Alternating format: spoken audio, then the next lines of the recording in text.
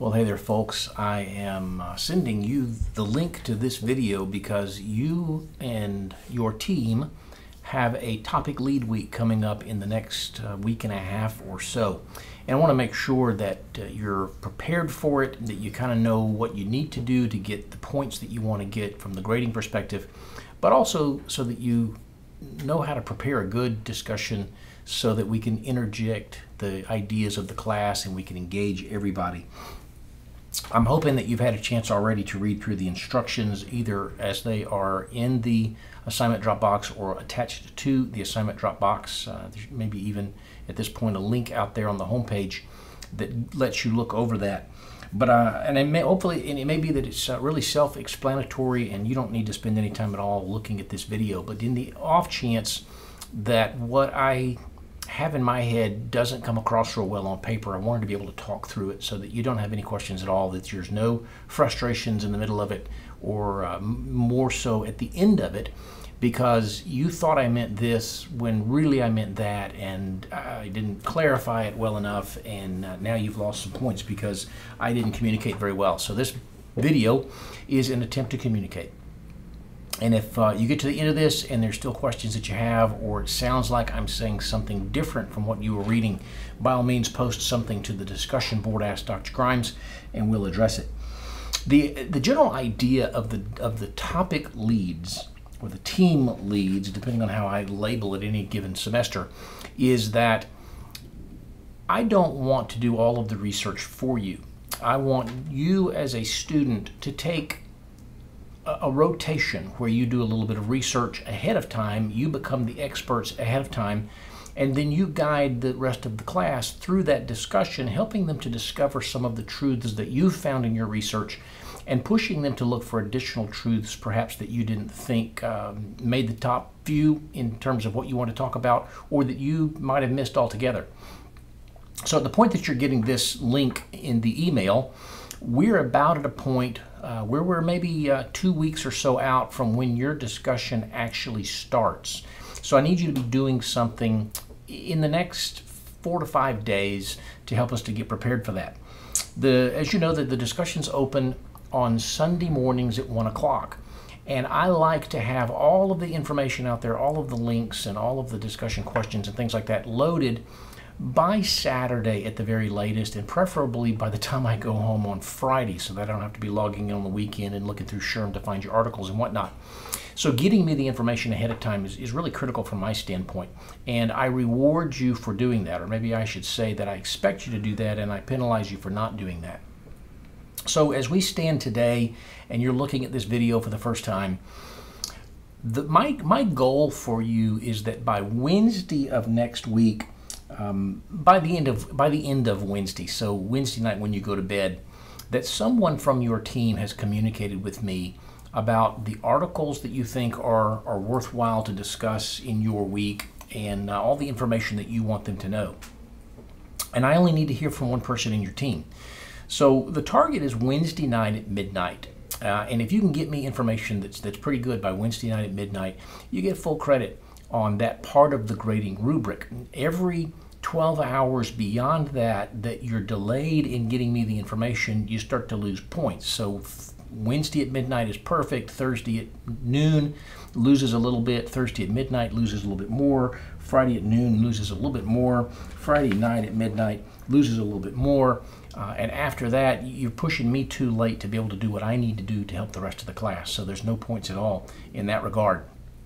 So as you look at this, you've already been assigned a topic, and you should go out and look.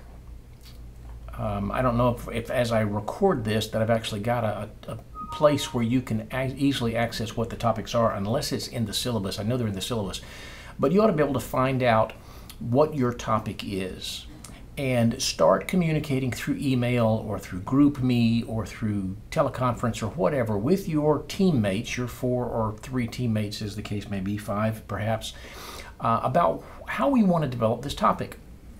And start looking through SHRM. And I'd say that individually you spend some time looking through SHRM in addition to what you're doing for this week's topic to prepare for next week's topic. And you will probably, as an individual member of that team, want to come up with an article or two that you think is pretty good in SHRM. Once you've got a couple of articles, then you want to start thinking about what your contribution would be to the talking points. For the first 3 discussion boards, I've got talking points out there and that I think are pretty good models for what I'd like for you to do. I'd like it not just to be bullet points like you'd find on a PowerPoint slide or a sentence that is kind of disjointed, but a flow to it, a conversational style to it. Perhaps where you have the main ideas of what somebody who knows nothing about this topic would need to know before they start having a conversation about it. And it doesn't have to be that you have a short little paragraph about each one of your articles, but as you look over all of the articles and all that you have read, what are the main ideas that come to mind? I look at myself in the video here and my collar's not all straightened up. I get really bothered about things like that. But what are the main ideas? And it may be that there's an article that you think is really good that you're not going to talk about much in your talking points because you're looking at a bigger picture, not just the content of one article.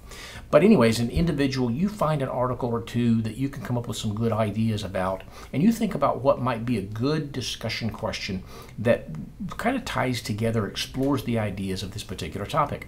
And then after everybody in your group has had a chance to do their own little research, let's say that you're getting this email on a Friday and Saturday, maybe Sunday, you're doing your own research, and by Monday y'all get together and you share your ideas. Here's the articles that I've got, here's the talking points I thought were pretty good, here's a discussion question that I think is pretty good, and then the 4 or 5 or 6 of you as a group somebody kind of compiles a master list of all those articles and the talking points and the discussion questions, and as a group now you have a little conversation that says, okay, we really only want to submit 4 or 5 or something.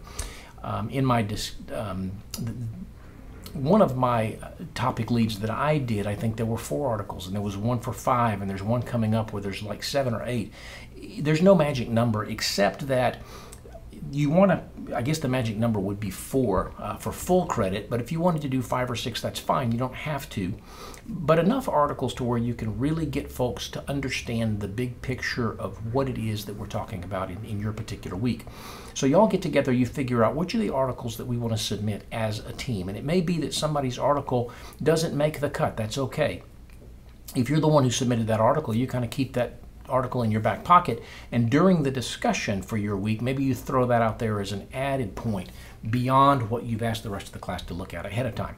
So you come up with your list of articles, you kind of consolidate your talking points to there's several paragraphs worth of pretty good meat as to what folks would need to know about this particular topic.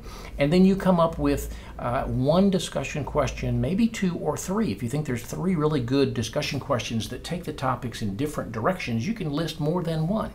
And the particular readers in the class, your colleagues in the class, will pick one of those things and start a thread on it. And hopefully during the course of the week, we get pretty good discussions going on all of the different threads.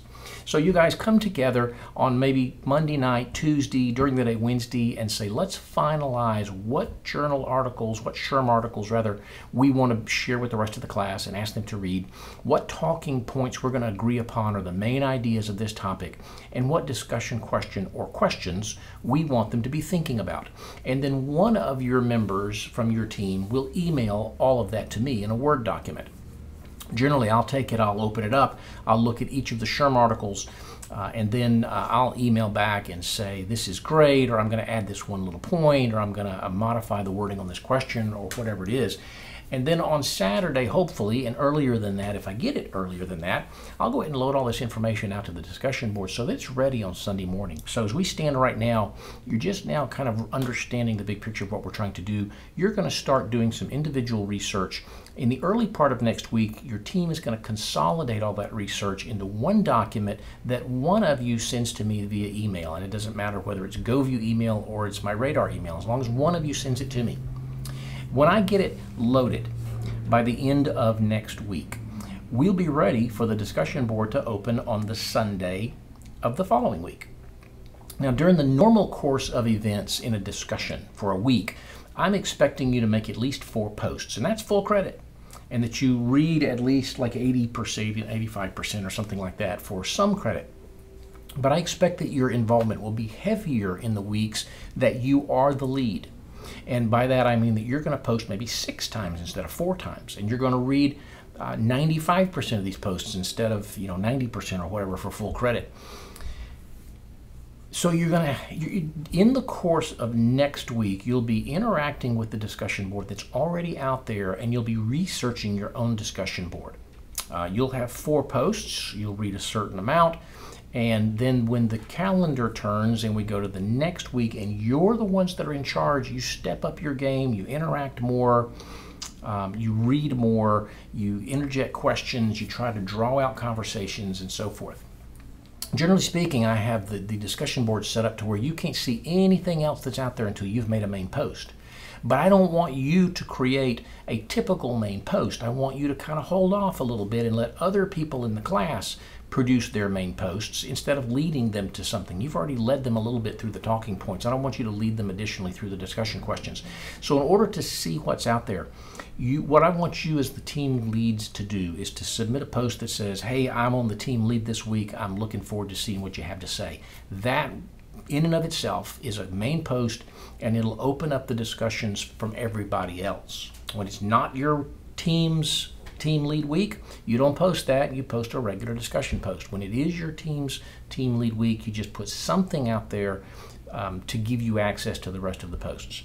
All right, so let me look for a minute at the rubric. One other thing I haven't mentioned is that at the end of the week, and I'm talking about maybe Sunday as it's closing or Monday after it's already closed, not during the week, but as it's closing or the first day or 2 of the following week, you're going to individually put together a Dropbox attachment for me with a Word document that has, number 1, the URL links for all of your articles that your team chose to use. Ignore the ones or leave out the ones that you came up with that your team decided not to use. I just want the ones that your team decided to use. The URL links and the titles, both of those things need to be in that file that somebody emails me ahead of time, the URL link and the title. So you'll have the URL links, you'll have the titles, you'll have the talking points that should be identical to everybody else's. You'll have discussion question or questions that are identical to everybody else's. So 4 pieces that are identical to everybody else in your group. And then I want you to do something else at the end of your lead week that you don't normally do. And that is to look at what you've learned in the process, what you've learned through your research the week ahead of time, what you've learned through the discussions that you've interacted with during the week with your colleagues. And then I want you to try to put it into real perspective and real application. And the 4th part, or the last part of your Dropbox that you'll submit after your week is over, is a little 3-piece paragraph thing that number 1 tells me something about what you learned about that topic. Number 2, if you were to be approached by your boss, whether you're in HR or management or whatever else, if your boss were to stop you in the hallway and say, I've been hearing a lot about whatever this topic was that you've researched, is that something that we should be really putting a lot of effort into? If it's training development, if it's recruiting, if it's benefits, is that something that should be of interest to us, that our HR should really put a lot of effort into? What would you say to him or to her, and why would you say that? There's no right answer. It may be that this particular topic you think is, we're already kind of doing and we don't need to put any more effort into it, or it doesn't really apply to us, so your answer is no, we don't need to do anything more, but tell me why. Or it may be that you look at your organization and you say, we don't do this well enough and we need to put more effort and more resources into it. Yeah, we ought to make this a priority, but tell me why. And then the 3rd thing is, if that boss then says, okay, what should we do differently? I want a little section of your reflection paper that talks about, from your real world perspective, what your organization that you're a part of. And if you're not working somewhere, figure out how to deal with this. Maybe it's in your family, or maybe it's some other organization you're part of. But what should we be doing differently? So part number 1 is kind of what you learned. Part number 2 is, should this be an issue with our company? And number 3 is, what should we do as a result of becoming more aware of this particular issue? And that'll be the 4th part. So again, URL links and titles, same for everybody. Talking points, same for everybody. Part number 3 is discussion questions, same for everybody. Part number 4 is this summary, these 3 pieces that's going to be different for you than it is for everybody else. Now let me look at the topic lead here. Actually, I need to share camera and screen. There we go. You've got access to this. I just want to really reinforce what I'm looking for as I'm grading this thing. Number 1 is the quality of your articles. And by quality, I mean generally that when you pull it up on SHRM, you got to scroll a little bit to be able to read the whole thing. I don't want something that's 3 or 4 paragraphs and it's done, but I want some meat to the thing. And generally speaking, if you give me 5 articles and 4 of them, let's say, are the kind of quality that you have to do some reading and thinking. It shouldn't be very hard to get 10 out of 10 on this. If you've got several articles that are real short and don't have much meat, you'll begin to lose some points. All right, so the quality of your articles. Secondly, the quality of your talking points. I have experienced a range of talking points in prior semesters of doing this class, some of which are just 2 or 3 different bullet points that don't really say something much at all. Some of which are, here's a sentence recap of the first article, here's a sentence recap of the second article, here's the third article, here's the fourth article, nothing really else. So you haven't learned anything that you wouldn't have learned from reading the articles anyway. But I've also gotten some talking points that we've obviously as a team read these articles that we agreed upon, and we've stepped back and we've thought about what those articles say, and then we've written a short little summary that has the big ideas that maybe not specifically to any one article, but they're kind of themes through the articles. What I really want to have happen with the rest of the class is that when they find the topic for the week, they open up the discussion board. The first thing they do is they read your talking points so that they get a broad understanding of this particular topic. Then they go and read each one of those articles and get some real good meat and details, and then they look at the discussion question. So the quality of your talking points is really important to me. It's tied for the highest rated thing in the overall grading structure. If you don't give me good talking points, it doesn't demonstrate to me that you really understand the big picture of this particular topic. And then the third piece is the quality of the discussion question or questions. Some questions don't really lend themselves to back and forth discussion, and that's what we're going for. It's not just, if we're talking about benefits this week, what are the main benefits that we ought to offer our people? That doesn't generate really a whole lot of discussion. Better questions would be things like, why do people see value in certain kinds of benefits, or what kinds of benefits do you particularly prefer, or would this generation prefer, or how can we develop structures and processes where we hear people and what they want and respond to that, but things that can cause maybe some folks to disagree from time to time in a lighthearted, good-natured, respectful kind of way, but that'll cause them to really think about and put some effort into their answers. Again, there's no magic. You've got to have 3. You can only have 1. Whatever. You might have 3, but are the quality of these questions good enough to where we can really get some good information back and forth exchanges going? The fourth thing I'm looking at is the number of articles you give me. You may give me 5 great articles from Fortune magazine. That's not what I'm looking for. That's fine, but I'm looking for at least 4 from SHRM. So if you want to give me 4 from SHRM and 2 from Fortune, that's cool. I'm going to grade you on the 4 from SHRM. No extra credit for the Fortunes. There would be a deduction of points if that's really all you gave me, as I indicated. So at least 4 is full credit. Timeliness, as I was talking about, by Wednesday at midnight, you got full credit for this. Every 12 hours that you delay after that means that my window gets smaller. And it's possible that you'll send me something and I'll want to send it back to you and say, tell me what you mean by this, or how about if we rephrase that? So the longer you wait, if you send me your stuff on Friday, I've got very little time to get back to you. If I email back to you and hit reply and ask you a question and you're not logging in on the weekend, we've got a disconnect. So the earlier the better from my standpoint. Timeliness. The next, posts. 20% again of the overall grade. It's tied with the quality of the talking points. You've got to be active in this thing, and you don't want to post 6 times on the first day. You want to spread yours out a little bit and look for key ideas that are coming out. You don't necessarily post on every particular thread that gets started, although somebody from your team should. At least 6 posts during the course of the week when you normally only have to do 4. And in the quality of your posts, I want you saying, that's a pretty good idea, tell me more about this, or tell me what you think about that. Ask questions and extend the conversations and so forth. All right. Reading. Again, I expect you to be performing at a higher level when you're the lead group than when you're not the lead group. So I'm looking for 97.5% or more of these things that you've read.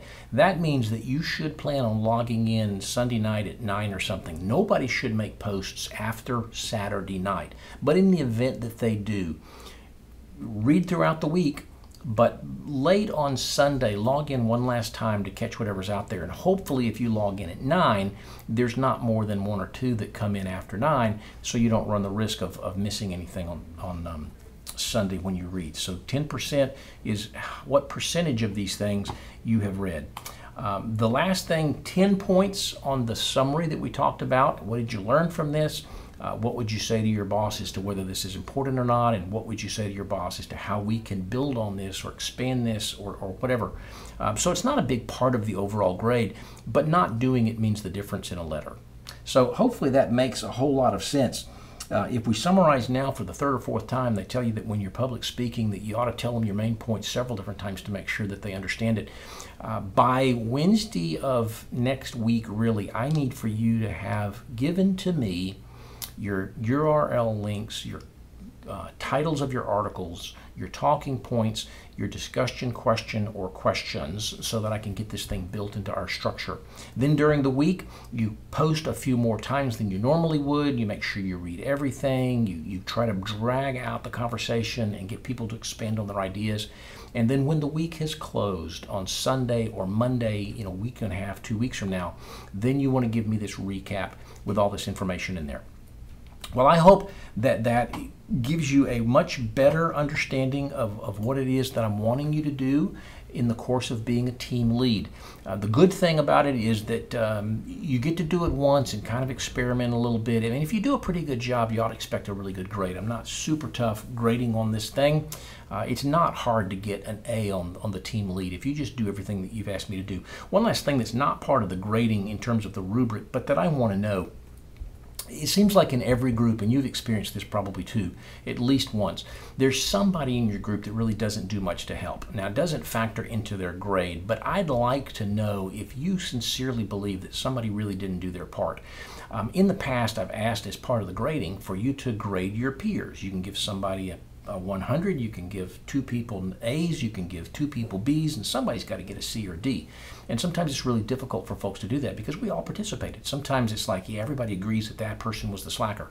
Doesn't affect the grades, but I want to know if somebody didn't do their fair share from your perspective. And if I'll reserve the right, if there's 5 of you in the group and all 4 of you say that Steve over there didn't do his fair share, and it really seems to be a common perspective that Steve didn't do his fair share, then I might manually adjust Steve's grade down a little bit, because it's not fair if Steve rides your coattails and gets the grade that you earned when Steve didn't do anything to help.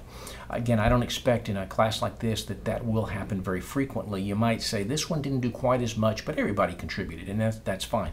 If somebody was just absent all week long, then they don't deserve the same credit that you did. So put that as an asterisk at the bottom if you felt like somebody didn't do their fair share. Beyond that then, again, I hope that everything that we've talked about here clarifies for you what you need to be doing to get ready for your team lead week, and what you need to be doing during your team lead week, and then what you need to be doing afterwards to kind of close it all out. Once you've done your team lead week, you've got 4 weeks where you can kind of sit back and be the observer rather than leader before you have to do your next one. You'll do 2 or 3. I forget what the schedule looks like for us. I think it may be 3 that you'll do over the course of the semester, and I hope that you enjoy doing it.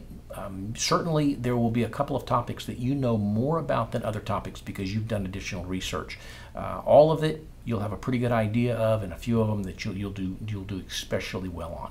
If you have questions, post to the Ask Dr. Grimes discussion board, and other than that, I'm going to sign out for now. And think about the next time that I'm going to record a video for you so that we can interact a little bit during the course of the semester. Hope that you're learning something and that it's been some value for your tuition money. Let me know if it's not working for you and what I can do to make it better. Bye for now.